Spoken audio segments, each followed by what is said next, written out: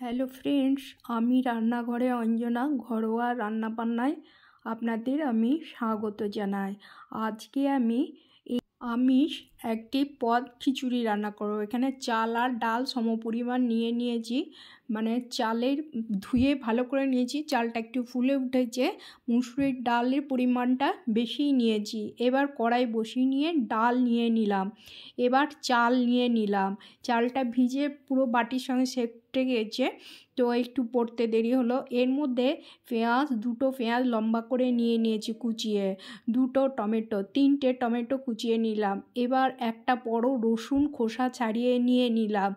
এবার কাঁচা লঙ্কা আর পেঁয়াজগুলি নিয়েছি, আদা পেস্ট নিয়ে নিলাম। এবার আমি ভালোভাবে মশলাগুলো নেব।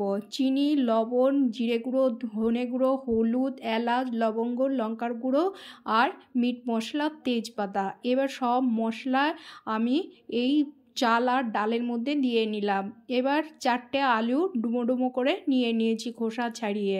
এবার পরিষ্কার করে ধুয়ে নিয়েছি নতুন আলু। এবার এই যে কাঁচা সর্ষের তেল দিয়ে নিলাম। কাঁচা সর্ষের তেল পরিমাণ মতো 2 চামচ নিয়েছি।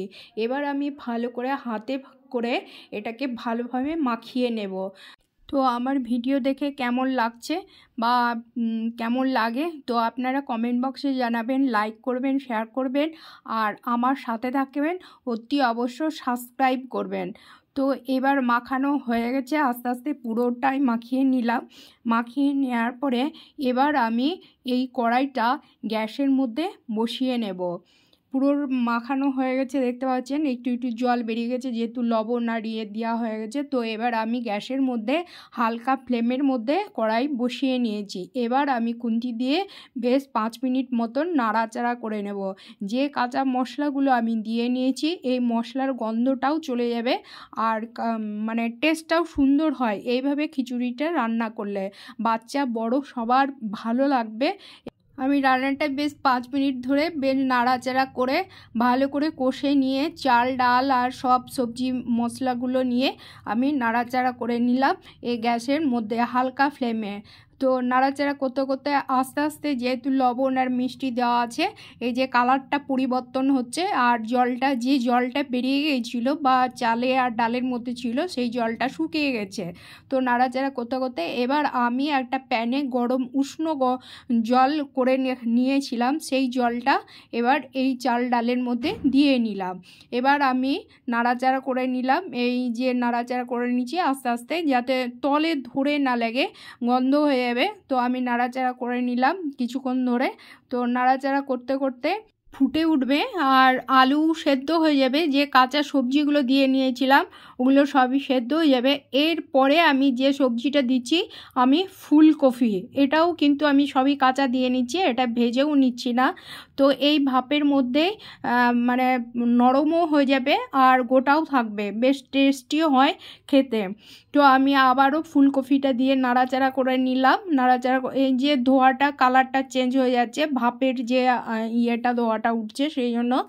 তো এবার ফুটে উঠে গেছে, এই যে হয়ে গেছে খিচুড়িটা।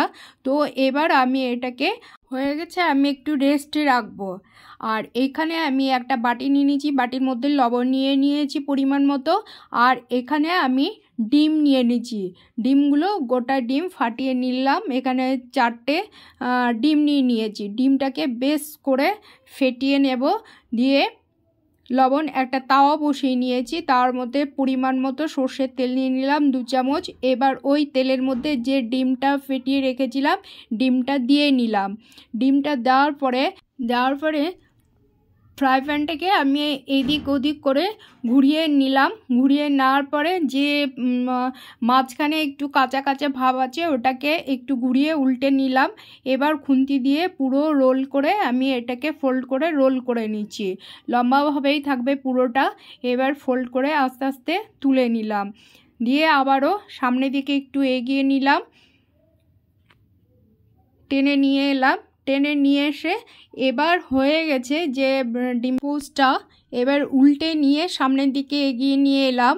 কত বড় হয়ে মোটা হয়ে ফুলে উঠেছে। এইটা যদি পেঁয়াজ থাকতো তো আরও বড় হতো। তো পেঁয়াজ আমি দিয়ে নিইনি, এমনি প্লেন। এবার আপনারা প্রয়োজন মনে করলে পেঁয়াজও দিতে পারেন। তো এবার আমি পিস পিস করে কেটে নিচ্ছি। মাঝখানে ফোল্ড করেছি যেহেতু সেই জন্য কত সুন্দর লাগছে দেখতে, মোটা হয়ে বড় হয়ে ফুলে উঠেছে। এবার ছোট ছোট করে আমি 5 থেকে 6টা যতটা পিস হয় সেই রকম পিস করে নিচ্ছি। আমি একটু বড় বড়ই পিস করে নিয়েছি। তো এই পিসগুলো দেখতে পাচ্ছেন কত সুন্দর বড় বড় পিসগুলো হয়েছে।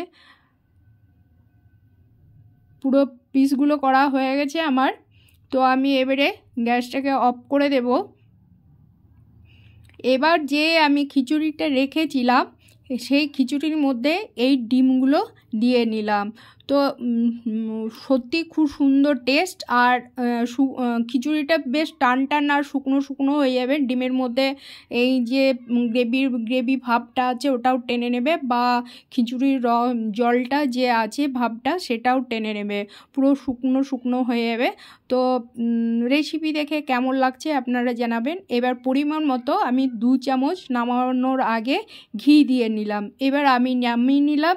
তো কেমন লাগলো কমেন্ট বক্সে জানাবেন, লাইক করবেন, শেয়ার করবেন, আমার সাথে থাকবেন। আবারও বললাম সাবস্ক্রাইব করতে ভুলবেন না। এখানেই রাখলাম, ধন্যবাদ।